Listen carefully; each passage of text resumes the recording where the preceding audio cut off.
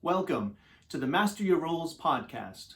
This show will teach you, the entrepreneur, the time management skills you need to be joyful, productive, and fulfilled in all areas of life. I'm your host, Scott Snow. Today's episode is titled, Are You Living Your Life's Purpose? And of course, that's a huge question for all of us. And to be honest, I don't think a lot of us are living our purpose. And I think we need to be. But I think there's a big process. There's a lot of self-development, self-discovery that needs to occur for you to achieve that state. And, of course, there's a big difference in my mind between passion and purpose. And, from doing some research online and also from my own opinion, I think that passion is more related to yourself. It's something that brings you a lot of happiness and joy and excitement, whereas purpose is a little bit more dealing with the why and how does that affect others? How are you contributing? Not just to other people, but ultimately to all of humanity. So I figured it would be a good thing for me to go through and just share my story. And usually I wouldn't really do it. I would try to be focused on helping you, but I think this is a way to help you to perhaps share my upbringing and how I developed my purpose through my passion and how they're different. So I think it started with my grandfather was a drummer, and I always saw his shiny, sparkly yellow drum set at his house, and that got me really interested in playing the drums. So in 4th grade, I started up on the drums, and I really took to it. I was very studious and practicing every day, 20 minutes, and I had my little calendar and my chart, and I got a lot of positive feedback from that. Every time I practiced, I was pointed out in class that I knew how to play that exercise or that song. So that was reinforcing for me. This is a development of my passion, drumming, or one of them. And then, I was always kind of the middle of the pack through school. But in drums, I found, especially around middle school, that because of all my hard work with practice, there was one time there was probably 15 drummers in the band, in the middle school band, and there was a more difficult drum part. And the band director said, anybody out there, can anyone do that part? So I raised my hand and I read it right through. And from that second on, I was sort of the top dog drummer. I was known, as the best drummer of the school, let's say. And that became my identity. So it was really reinforcing. The effort that I put in was a lot of adulation back and an identity. So it was a nice circle. So in high school, I continued on with being very involved with the drums and the band and music, and I became the band president. Thank you very much. And I was voted most musical person in the school with superlative awards for the yearbook. And so drums became my passion. In fact, I couldn't wait to get home from school to play on the drum set. I was playing to Rush, rest in peace, Neil Peart. And, I would play there to Alice Cooper and Iron Maiden and Ozzy and all the others until my sister would have to flick the lights. I was in the basement. And then that made me have to stop because the General Hospital was on from 3 to 4. So, and I even had splash cymbals, which is a much smaller cymbal, hanging from the rafters. So I would have a string and some cymbals hanging up, and I would have to remember after I hit it to duck so I don't get cracked in the head by the cymbal. So as I went on, I needed a drum teacher. I went through a couple drum teachers who, after a while, just said, you might want to move on to someone else because I can't teach you too much more. So I went on to study with Alan Dawson, who was one of the top drum teachers at Berklee College of Music in Boston. And he taught out of his home in Lexington. So I went there, and I remember the first lesson. This was a big step up for me. This is, starting to be around people that are even better than me, which was different for me at that point. So I was outside the door, And they have a little room where you can warm up and practice and, you know, just get ready for your lesson. And I heard the student before me, and the guy was pretty good, you know, like but I was saying I could probably hang with that person, you know, like they're good, but. And then the door swings open and Alan Dawson comes out, and he has this little kid. He's probably like 10 years old. And he says, "Okay, Timmy, you know, we'll see you next week." So I was pretty scared at that point. So, and then I got involved with the Boston Crusaders Drum Corps, and I loved playing with them. That became total obsession. And then ultimately went to UMass Amherst for music. I was in the marching band there, and I spent a lot of time with that and drum corps. And I also started getting involved with a lot more creative endeavors at college. I took some poetry classes. I really liked that. I started writing a lot more short stories. And then I got interested in jazz improvisation and with the drum set, but also with the jazz vibes, where you're doing all the theory and improvisation. And then I got into composition, being a composer and composing my own pieces. And I composed a piece that was written by poet Sylvia Plath, and it was a really strange but kind of interesting piece for electric guitar and horn, percussionist, piano, violin, a female reciter, and then a mezzo-soprano. So it was really kind of interesting piece. So it was a very creative time. And I realized then that it was the first time that I was not the best drummer around. In fact, you know, I was consistently in the middle, and that was driving me nuts. I wasn't used to that. It was taking out the fun of what I had created with my passion, my relationship with music. I did have some very memorable professors at college. One of them was Yusef Lateef, who is now deceased, but wonderful tenor sax player and flute player, composer. He's won Grammys. He played with John Coltrane and Charles Mingus, so he was really quite an incredible figure. And he was so encouraging to me, and I think I really needed that at that point when I was saying, dang, I'm not even the best here. So he was always, you know, couldn't have been more supportive and encouraging. And I would often skip my music history class just to go visit with him. And he had a little tiny office. It was actually a practice room office. And I never understood why he had a little dinky practice room when he was one of the best guys there. But he would call me Brother Snow. He was Islamic. And I just loved Yusef. I remember once I was talking about how I wanted to publish one of my compositions.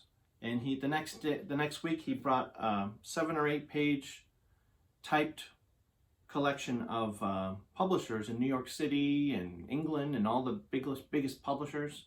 I mean, there was no like talk from him like, hey, you know, you better slow down. You can't do that yet. You know, you would be like, here's the New York City, the best, you know, Warner Brothers publications, whatever it is.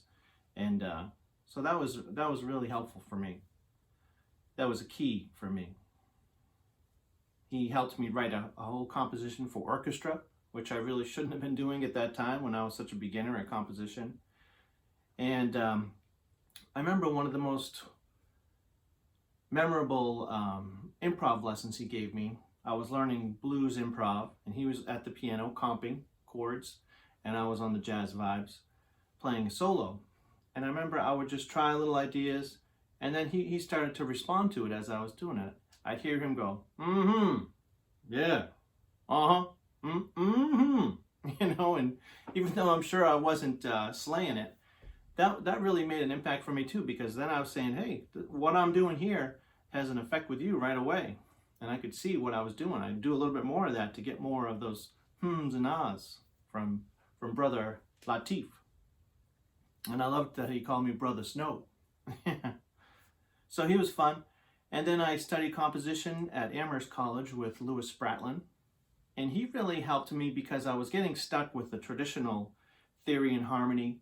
And he was able to open me up and say, you know, there's this atonal music, and you can be more creative in how you put together your scales and your harmonies, and that was really liberating for me because I had a very strong rhythmic sense. So, and I think I had a very good sense of space and phrasing. So he's the one who helped me with that Zookeeper's Wife piece. And, he just taught me about the value of just pacing. Like you have this little idea for a little while, and then, this is just enough of that idea, and here's a little something different. And just in terms of how to sketch out those ideas, he was really helpful. And then I graduated UMass Amherst with a dual degree in music ed and jazz performance. And I taught a lot of drum lines and drum lessons. I did a little bit of teaching a middle school band, not long, about 3 months. And I remember one very important time was visiting a good friend of mine, Ed, and I visited him at Rutgers University. And right around that time, I had gotten this Anthony Robbins book called Time of Your Life. And that was the first time I ever saw anybody talk about roles. And as you know, probably from hearing some of my other podcasts and videos, seeing my videos, roles is my big thing. I'm completely obsessed with identifying your life roles and using them as a creative palette for your life. And I think it's a beautiful way to approach your entire busy, crazy life. And so he talked about that a lot in his book. And I remember sleeping over at Rutgers in a little dingy, apartment off campus. And I had to wake up at like 5 a.m. because I just had all these ideas on my mind for the roles. So I completed that, and I enjoyed that a lot. And I had always been very interested in self-development tapes, Tony Robbins, and I loved going to Boston just to get a Franklin Planner, the Franklin Planner store. And through the years, I really was interested in life planners and day planners. And, I always felt there was something missing. It wasn't helping me in my creative ideas, because I think I have a lot of ideas and I'm pretty creative. So I knew that there was something that I had to complete for me. I always made my own planners after the first couple of years. And then I created a business, my first business, called Robo Percussion. And that was basically drum music for kids. And I went to the big conferences and conventions, and I had my little table, and I was selling my stuff. And I think it was the first time I really untapped how hard I could work at something, that I'm really interested in. Because I was waking up at 4 a.m. and just getting on the computer and writing my solos, and I was really happy to do it. And it was the first time when I started to be happy with, going to bed at 9 o'clock so I can wake up at 4 and have those 2 hours to myself to get that project done. And I had never done that before. And soon I started working with adults with disabilities. I worked at day programs, helping them. And the staff would say, hey, we need you to do a music group. We know you're a musician, so do a drumming group or a music group with the folks. And then a couple months later, I learned that there's a whole career called music therapy. That's that same focus. And that's a real job, a real career. So I went to Anna Maria College for music therapy.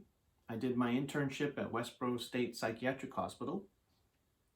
And I earned my certification for music therapy, which is called MTBC, Music Therapist Board Certified. I was in private practice for 14 years, and I'm still in practice doing music therapy groups and sessions. And then I became interested in life coaching, and I completed it was about an 8 or 9 month program in Marlborough, Mass, through the Institute of Professional Excellence in Coaching.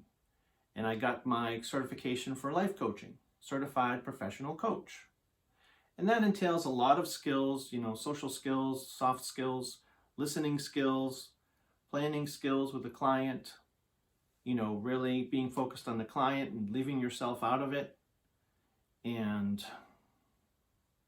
having a lot of different techniques to use, open-ended questions, being solution-focused, all of these things that really kind of were a natural extension from the music therapy part, where you have these professional responsibilities to help your client completely. So it was a nice fit. So, and that led me to putting all this together, having, a need to have my own planner and my own organization and having a way to corral all my ideas.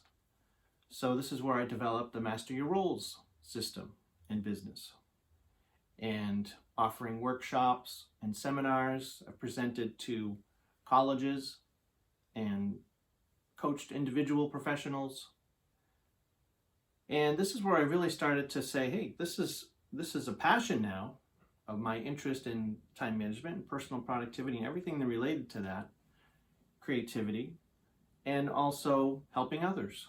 So it's not just something that I enjoy doing, going down to the cellar and jamming on my drums. This became a much bigger purpose. So my challenge now is that I am convinced that I have my purpose, this Master Your Roles business, in spreading the word and helping others. The challenge now is to get others to be on board. So I'm not a natural salesman, so I've had to really focus a lot on improving that part, developing that part of myself to be more of a salesperson and to get out there. Because to be honest, I would be perfectly happy just being in my own place and just writing and reading and developing my own thing. So this podcast and the YouTube channel, connection has really helped me, because now I can focus on one show, an episode, and put a lot of value and content into that. And then it is very time convenient, because this doesn't take a lot of time to, it takes some time to prepare all the talking points and bullet points, but then I'm just one take recording it. So I invite you to list your passions, hobbies, and interests as the first step to discovering your purpose. And then you're going to see all your passions, things that you love doing, and you get a lot of positive adulation from doing. But also, hopefully, this will start to spark maybe something a little bit more. What is the thing that you can contribute? What are the whys of what you're doing? You don't want it just to be for your own pleasure. You want to reach a point where now you're starting to share that and spread that to others. That's where you really get the positive feedback, and what will drive you further. So in review, a passion deals with your emotions, how it makes you feel, what you get out of it. Purpose is more about the whys, the reason why, and also connecting with others. How are you assisting and serving others? There's so many great models to look for, that people really have a clear purpose and are doing it. Simon Sinek with his Start with Why and his leadership books. I think he does an awesome job. I have some of my VIP books here. Atomic Habits, James Clear. Essentialism, Greg McKeown. Start with Why, Simon Sinek. Building a Story Brand by Donald Miller is a book that really helped me with sales and getting on track with that. The Power of Habit with Charles Duhigg. Made to Stick, Chip and Dan Heath. I love that book. Blue Ocean Strategy, I think, is an amazing book, although I can't understand it, most of it.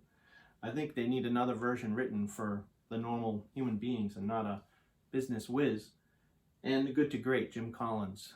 Also his, what is the other one? I forget his other one. Built to Last and Good to Great. Just a lot of revolutionary ideas that can really help, defining your purpose and getting your hedgehog concept. And I think I'm going to have an entire episode on just Jim Collins' ideas, because he really is eye-opening. So there's a lot of figures that are doing it, and I invite you to explore those passions, hobbies, and interests. And I'd love to hear about your pursuit of your purpose and the difference of what you see between passions and purpose. Very important subject. Thanks for joining us. If you want more information, you can visit our website, masteryourroles.com, for resources, and we'd love to talk with you about presenting for your company, or if you need some individual coaching, contact us. We'd love to help you apply the Master Your Role system to your life. Thanks. We'll see you next time.